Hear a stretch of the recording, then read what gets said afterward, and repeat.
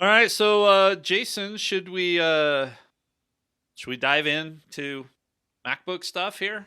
Yeah, yeah, let's jump into it. This is again, this is I think it's going to be a good show. Let's talk about it. All right, so just two quick things, and we'll give you some more geeky stuff in the post show about the MacBooks because, of course, a whole bunch of other stuff comes out. But I just Yeah, want to do one little PSA here. Um, the base M3 processor, the new processor that they announced. So there's the base one, then there's the Pro, and then there's the Max. The biggest thing you need to consider if you're going to think about the M3 versus the M3 Pro is whether you want to easily run multiple monitors or not. So, like right. my setup right now, I've got the laptop open and I've got two monitors. It can be done on an M3 processor, but it probably shouldn't. They are not hmm designed to drive two external monitors. They're designed to drive one. So you have to jump through some hoops with, USB docks and dongles and that kind of stuff. And Right. most people shouldn't go in that direction. So, And that surprised me. That yeah, surprised me when I saw that on the notes. That's going to catch a lot of people off guard, especially folks who depend need and depend on multiple monitors to get through their workday. yep. And that'll apply. I mean, actually applies to all of the M1, M2, and M3 regular processors. So the MacBook Right. Airs don't drive to external Right. displays, right? Unless you jump through these hoops. So that's the first one. The second one is if you've been in the market and been looking at this, there's a lot of debate over 8 gigabytes of memory in the base model, right? hmm And that goes for the MacBook Air too. Okay. There's a lot of debate over that. Stick around because we're going to tell you how to work through and figure out whether that's a big deal for you or not. Yeah. The vast majority of people, 8 gigabytes of Apple memory is probably just fine. Yep. You probably And don't need and to go I, over there. we're really going to stress that today. That is plenty. That is plenty. You'll hear the, some of our more geeky, techie listeners. They're going to hear those debates and they're going to be like, wanting to go to 16. We're really going to stress 8 is enough for most people, especially if you're gifting it to your child in college or family members or something. It's enough. It's enough. Yeah, stick around for my discussion because I'm going to talk about that, Yep. my use case specifically, and I'm going to give numbers. So, Yes. so definitely the bigger debate there is the fact that when you upgrade, it's so darn expensive, and memory It just is is. not that expensive, and that's where Apple gets all their margins. So we'll talk about that. We'll also talk about that related to the hard drive space. And then the other big set of debate is that when you used to go even from the M2, the regular chip to the Pro chip, there was a huge, huge leap. And then there was a Yes. smaller leap from the M2 Pro to the M2 Max. Well, they've actually made the M2 Pro be more in the middle. So it might even be a little bit closer to the regular chip versus the Max chip, which I think is okay. So those are all of the debates that are going on, okay? My advice to you is listen to the rest of this podcast and Yep. then do some of the things that I had to do because I started to fall into this trap of getting caught up in these debates, and we don't want you to do that. So, we're going to talk about what I got, what I think about it, how I set it up, and some performance stuff. Yeah. And then I'm going to tell you how I figured out what I needed. And hopefully you can apply that too. Yeah. Yeah.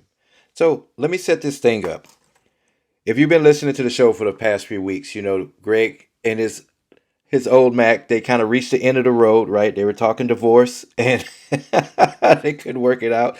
I believe one of your texts to me one evening was, I'm about to throw this thing out of the window. I just can't deal with it anymore."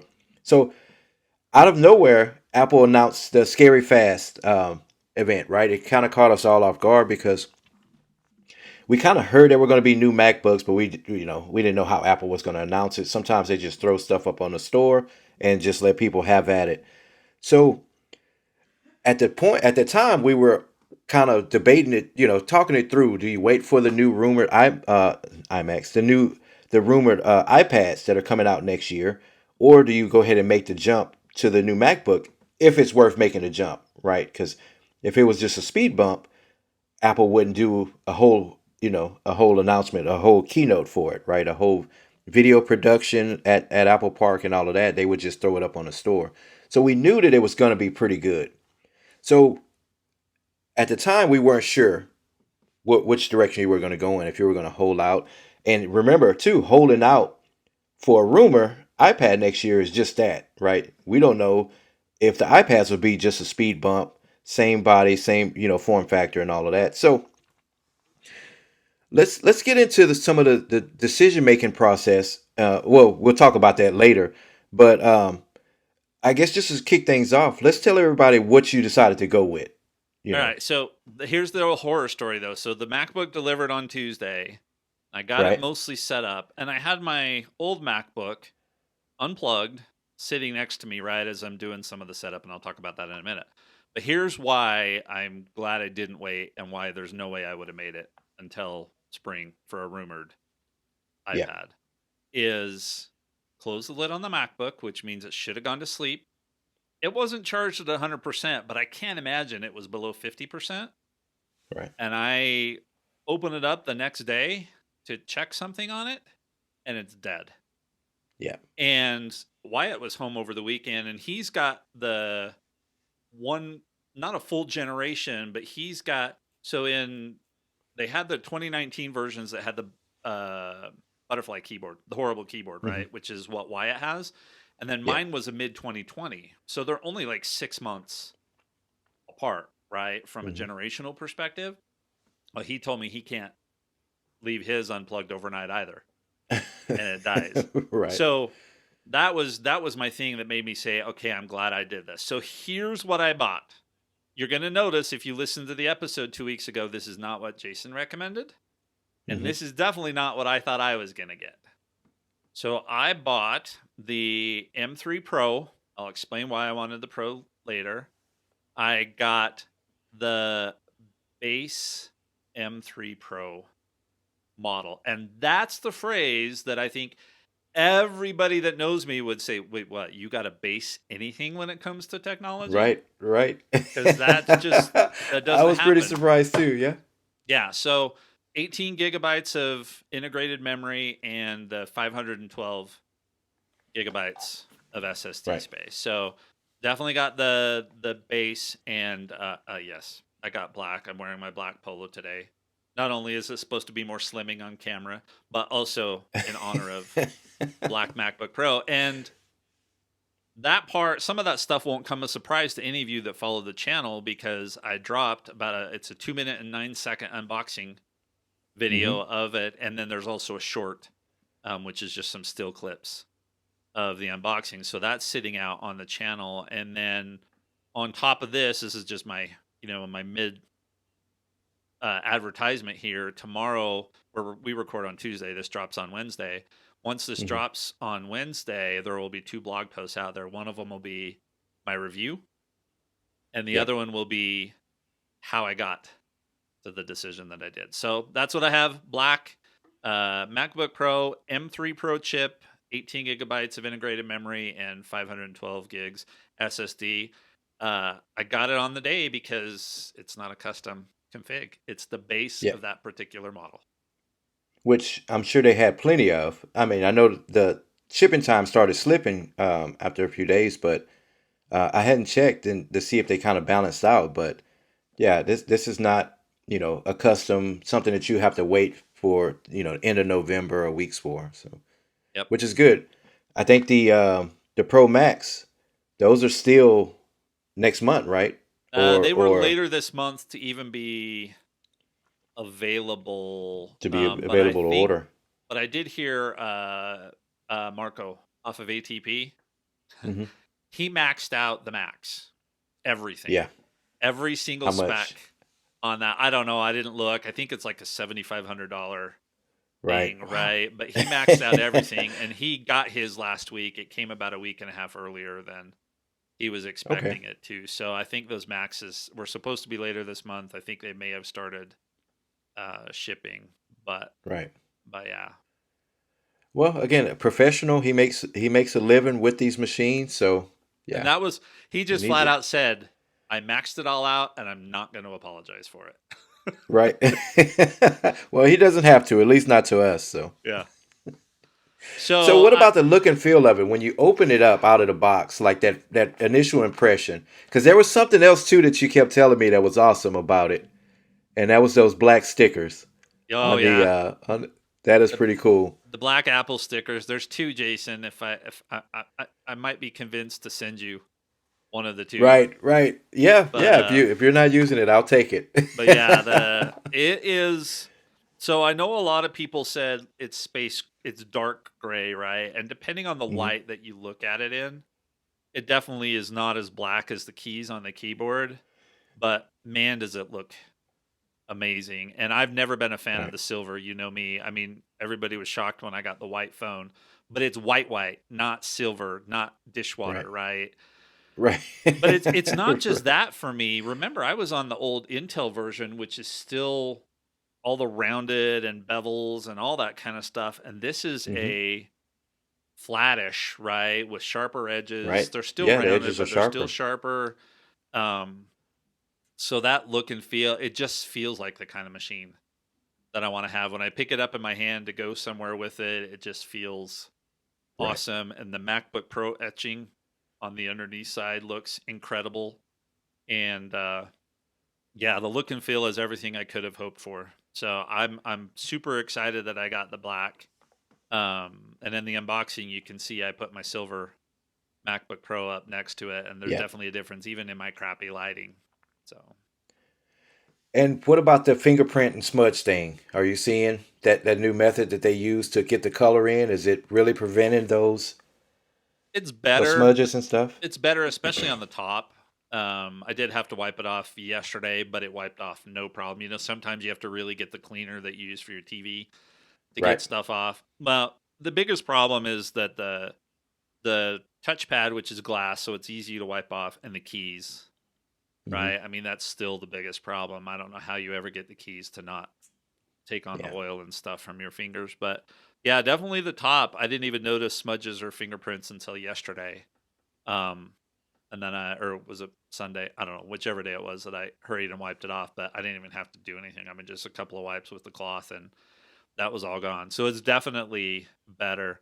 Now, if they could just do that for, like I said, the keys and then the screen, right? I mean, if you keep the screen open and look at it all day long, you Yeah. just end up with stuff on the screen. So, Yeah. All right. So we finished recording. You were going to go for a ride. You were going to eat some lunch, do some other stuff with your company and all of that. So I think you got your workout in. You did a quick unboxing video for the YouTube. Thank you for that. Uploading that because the phone one was awesome. So this one's great too. So you got all of the grown up stuff out of the way, and now it's time for the good stuff. yep. So let's talk about this setup process. How did that go? Because Yeah, you were on the fence about I was. should you start fresh or should you just go ahead and just move everything over and get to work, right? Because that's what got us started going down this road was is this just tools for us or do we get time to tinker and all of that? So did you hit the ground running, just do a restore, or did you start fresh? Well, first I had to publish all the podcast stuff. So I don't even think I got to this Right. until like 4 or 5 o'clock that afternoon. And I had Yep. decided that I was going to set up fresh. And part of that was some of the research that I'll talk about here in a bit that told me Hmm. how I was using the machine. But also, I had some problems with that other machine, right? And going from Intel to Apple Silicon, the recommendation was probably a good time to start fresh. Um, so I went fresh, and the vast majority of it was super, super easy. I mean, it was like setting up a new iPhone fresh. Right. Oh, the only problem I have with the iPhone is just the sheer amount of apps that I would have to download on the Yeah. iPhone, but I don't have that problem on the Mac. And Um, they took that setup process that they introduced with the phones and moved it to the Mac and the iPad and other devices. And yeah, it basically holds your hand and walks you through the setup. yep. I did have to sign into iCloud a couple of times. In fact, I signed in the first time and then it said it failed, but then it looked like it signed it in. So I thought I was Hmm. okay.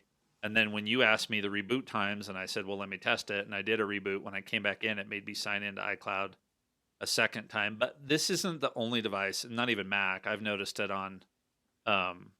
I've noticed it on phones and stuff like that too. So, Hmm. Jason, your bubble notification for the thumbs down just pulled up again. I think that's Oh, hilarious.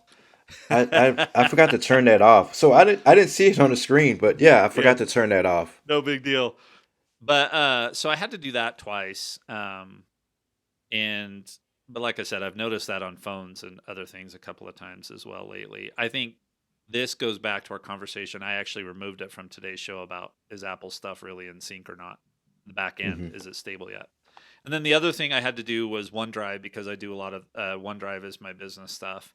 I had to set up the sync a second time. So OneDrive by default will download everything to your hard drive, and I don't want it to do that because I don't need all of our old episodes and stuff sitting on here. So I only want Right. certain files and stuff in my OneDrive to sit on my computer. So I set that up once and then had to do it a second time. But it's not a big deal. OneDrive's really good about removing everything, and that's also happened before. So I actually don't think that had anything to do with the new setup, and it's been solid ever since. But other than that, there just weren't any problems. I mean, I just don't have that many apps on here to download, and that factors into whether you want to start fresh or not. One thing you have to recognize, which is what we ran into earlier before we hit record, is that when you Hmm. do start fresh, none of your app settings when you download them are going to come across. So I actually had a Zoom setting I had to tweak that was Yeah. messing with something here. So that's the only thing actually I've had to go back to the old Mac for, was to check settings and applications to see if I had them right on the new Yeah. one. So Exactly the that's way. it. Yeah. So that Mac is sitting right over here to my left. Hasn't been turned on since Saturday, and I'm going to do all of our publication today. And if I don't have to refer back to it, then I'll wipe it overnight tonight. It'll go in the box and be sent back to Apple for trade in tomorrow. Right. So So, it's on its way out, on its yep, way back home. yep, So that's pretty good.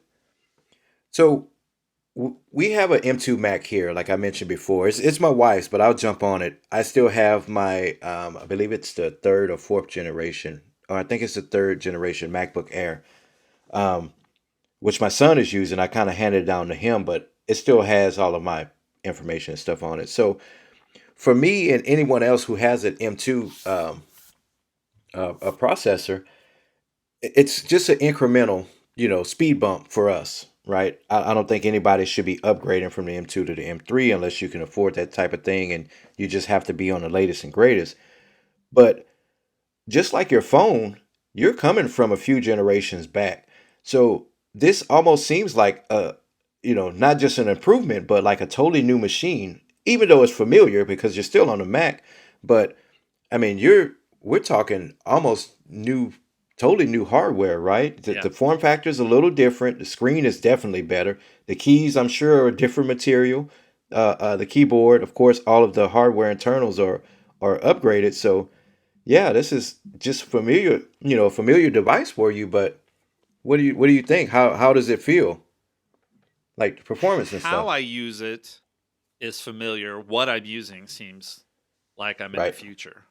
Right. Right, And I right. think the advice out there from people I probably trust is that if you're on an M1 or an M2 regular or pro chip, there's probably no need to Yeah, upgrade. If you're on an M1 and probably an M2 Max and you know you need the Max, there's a big enough leap in the Max yes, chip that you probably, definitely from an M1 and most likely from an M2, you want to consider it because, like Marco, right, you're probably making your living. And if this right. thing can run Oh, because there's a big faster, enough leap in that price tag too. yeah. So, Oh yeah, yeah, yeah, yeah. So I mean, yeah.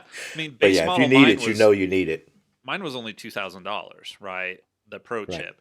You go up to the Max chip because I looked, starts at 3,500.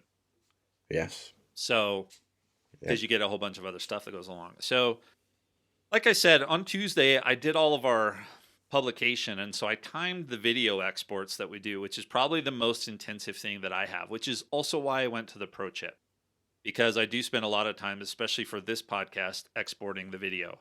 and doing those renderings out of iMovie. And so I did the timings there. And the Mm-hmm. most dramatic. Oh, well, let me go back. From a performance standpoint, you asked me to test the reboot. Right. Like I said, it took so long on that Color Classic with 4 MB of RAM. So this one took 11 seconds to go from a shutdown to the login screen and another Mm-hmm. 7 seconds to be loaded. So less than That 20 that is. seconds from full power off to get there. So Yeah.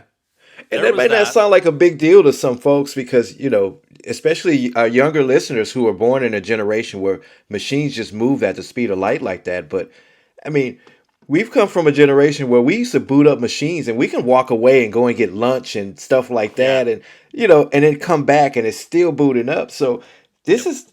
We're in the future, right? We're living in the future now. You guys, this is all just, 12 seconds, 14 seconds. Yep. That's all normal for you. But yeah, we're living in the future, Greg and I. Now you asked about Wi-Fi. I'm going back through our text Yes. is what I'm doing here. You asked about Wi-Fi. I haven't really noticed the Wi-Fi speed difference. Now it could be my network, right? Right. You have a So pretty fast network. yeah, But I noticed, on coming to newer devices, especially my iPad, my Pro and stuff. I did notice a big bump from the older iPads and the older MacBooks and stuff like that. The pages, they just seem like they loaded as yeah, soon as you put in and so you're probably just used to that for the last few years because your network, you have your gig speed yeah. I've network and got I've got fiber, so I yeah, mean that kind of stuff. What I would notice is uploading like the videos to YouTube, um, which I refuse to do on Wi-Fi anymore. When I realized how much faster it was for me to walk yeah, downstairs and plug in a cable, and I could go from a 50-minute upload to less than 5 minutes. yeah. So no, I go wired when I upload. So didn't notice that from a video export standpoint. So the trailer for last week's episode, which is a YouTube short, that exported in 1 minute and 38 seconds on the old machine. All It right. exported in 15 seconds Oh, on the new wow. one. And there are a few of the videos that I've exported on this new machine where I hit export and I go to hit my timer to start it. Hmm. And I've already got the pop up out of iMovie that says your video has been exported. Yeah, So, yeah. so That much, is much that is faster. crazy. Now, here's the big one because this is what takes the longest. Our big video, our full episode video last week was 7 GB. And on the old one, it took just under 30 minutes Hmm. to export out of iMovie. New Mac was right around 11. I didn't realize it had finished, so I didn't stop the timer on time. Right. So it was somewhere So, but around you're 11 estimating them. minutes. Yeah, because I just didn't expect it to be done. 7 gigabytes. Yep. Yeah. Yeah. 7 gigabytes. That's really good. So, and looking forward, we're gonna talk about, again, which device is right for you. So don't necessarily think that having to go with the pro chip is going to get you these speeds. A lot of it is because of Greg's network is super fast, right? Now I know in Houston where we have a lot of listeners and there, both of these towns will have fiber, internet. But if you don't have fiber internet, then don't expect those type of numbers anyway, because it's not just the processing on the machine, but it's your upload speeds from your ISP and all of that too. So, but Yeah. still, I mean that from 30 minutes to 11 minutes, And that's the that's export. amazing. So that doesn't have anything to do with my internet. That's all on machine, right? I mean, that's just Right. rendering the Oh, file the out of export iMovie. part. I thought the Yeah, yeah. export and the upload too No, was. I no, the thought you were upload calling stuff, all of that. the upload stuff, is mostly internet based. This is just flat out Right. saying export as 720p, Right. what Right. Right. quality, and go have a nice day. And so that is CPU, GPU, all that kind of stuff. I don't know exactly which one it Okay, pegs, that is but done on the machine. Yes. yeah, yeah, yeah. But here's the thing about the CPU. So I haven't heard the fans yet. Apparently, this thing has fans. I haven't heard them. Yeah. I just looked at this, and there's a couple of ways you can manage this stuff. You can look on Activity Monitor and see this, or I use Clean My Mac, and it's got a thing that I can pop up. So right Yeah. now, I'm recording in GarageBand. I've got 3 monitors running, and I've got Zoom going and recording local, right? Hmm. So I've got plenty of stuff going on. My CPU load's the highest I've noticed it's been. It's at Right. 29%.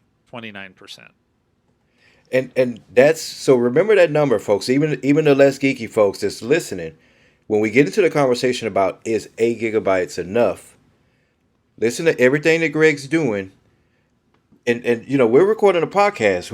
We're at work right now. I know this is this is a hobby for us right now, but I mean he's actually working on his machine. So if you do less than that at your job or at school or whatever, Yeah. I mean he's at 20, a little So over 20% utilization. that's Yeah. CPU, right? So that's not the memory yet. That's CPU, but that also says that if you're going to go with Oh, the the CPU M3, is at. yeah, if you're going to go with the M3 chip itself, not the Pro chip, but the Yeah. M3 chip, I probably still had some bandwidth to maybe go with the M3 chip. It wouldn't have worked for my dual monitor thing, right? Yeah. Um, Yeah. You would have but ran into a problem with that. but there. So let's talk memory. So this thing has 18, right? Hmm. I currently still have 8.32 gigabytes free. Yeah. So There you go. Zoom's taking up like a gig. GarageBand's taking up half a gig. Notes Hmm. has got some. You know what I mean? So I've got stuff in here that's taking up Clean My that's Mac is taking up. still running and Oh stuff. yeah, and Clean My Mac actually is a little bit of a memory hog. At least on Okay. the old machine, it would regularly, when it was trying to clean up the memory, would tell me that it was running out of memory, and I'm like, yeah, that's because you're running. So Yeah. but yeah, I mean, this thing doesn't even. Yesterday, I figured out how to get it to break a sweat on the battery, and Hmm. that's because I had it powering my 4K external monitor off of the battery, and then finally Right. I could get it to do something. But this thing, I don't know how I'm going to make this thing sweat. So we don't do Right. 4K video, um, but I Yeah. think even with what we do for 4K video, I think it would probably be fine. So Yeah. I think so. So yeah, and you've been sending those battery life numbers, yeah, let's talk and battery life. yeah, they you've Holy been cow! trying. Yeah. So my first thing to Jason was it was gonna I was doing some export work, so some heavier lifting stuff, and my first thing said, yeah, I'm gonna get about 13 hours of battery life. Hmm. But I've been trying to take this thing off more, and like I said yesterday morning, I sat down in here. I had left it unplugged overnight, and when I opened it up, it was still at 97% battery life. I can't remember what it was down to the night before. But I decided, you know what? I'm just going to plug my USB-C hub, my external monitor, and everything in, but I'm not going to plug it in and see what happens. And I Hmm. dropped about 8% battery life in 20 minutes. Right. So, I mean, Yeah. yes, that was going to do it, but it's powering a 17-inch 4K Yeah. The display monitor. Yeah. as well as all this other stuff. So, yeah, I mean, I knew it was going to finally drain the battery life. But then yesterday I was sending these to Jason, and he's like, I don't know what you're talking about here. Because remember, I was getting like 3 hours of battery life. And so yesterday I decided to, well, let's go back. So Thursday I did another one. That was going to be 14 hours of battery life. I had done some editing and then was doing some writing and stuff like that. Hmm. So yesterday I go to the library, our local library, and wanted to do some consulting back behind the scenes work there. And I didn't connect to the internet because I don't like their Wi-Fi, and my cellular connection wasn't good. So I was working in PowerPoint, but I had all kinds of stuff open, right? I had all my normal Hmm. apps, messages, all that kind of stuff, but I just wasn't connected to the internet. And the projection, I had been on battery for 5 hours already that day, and that included a little bit heavier lifting in the morning. So I had been on battery for 5 hours, and it told me I still had almost 19 hours Right. And remaining. that just blew my mind. That blew my mind. I'm like, what? You've been working on it all day, and you still have? That's crazy. So I had That's been crazy. working on it for, if I had done the same thing on the old machine, it would have been dead. Right. amount of time, right? That 5 hours for sure. And I still had almost 19 hours left. Now, I've got Right. Clean My Mac X running in the background. I think if I turned that off and, Yeah. some of the It other would stuff that extend I it. just let run, I'd probably go even better. So, Apple claims 18 hours of battery life watching video on this thing. I can see Yeah. how that's the case. And like I said, I don't think PowerPoint's the most intense, but I don't think it's also the least intense from a usage Yeah. standpoint. I was fine. Yeah. I can work Yeah. all day. I told Karen, I am so looking forward to taking this thing out on a picnic table and Yes. not having to run an extension cord to a power strip from the trailer through the campground area out to the picnic table. I'll just take this out there and sit, and I could work as much as I'm ever going to work in a single day Right. at a campground. Because most of the time at the campground, I may not even be connected to Wi-Fi. So in that case, I'm going to get the 24 Yes. hours of battery life. And if I connect to Wi-Fi, I'm looking at 13, 15, somewhere Yeah. in there. Yeah, Yeah. You'll be able to get done anything that you need to do. You'll be able to I'm get it golden. done.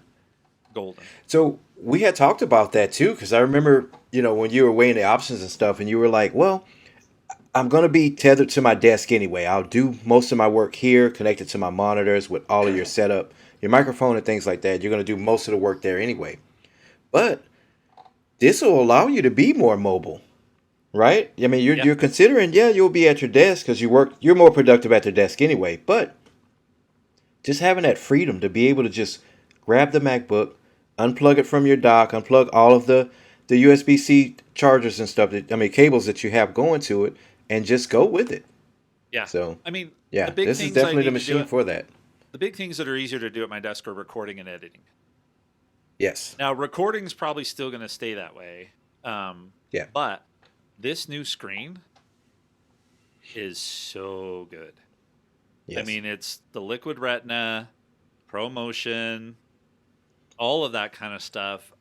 I don't have a problem editing directly. I mean, I used to do a little bit of editing on the other one, but this is even better. So, I mean, we're talking about me getting to the point where unless I'm doing like ROI calculations or something like that in big spreadsheets, hmm we're talking about me maybe changing my office setup so that my primary desk is a recording setup, which would be awesome, right? I could set this Right. space up to just record, and then everything else I just do wherever Yeah. I want. I could not Yeah. do that before. Yeah. Yeah. I can see that happening.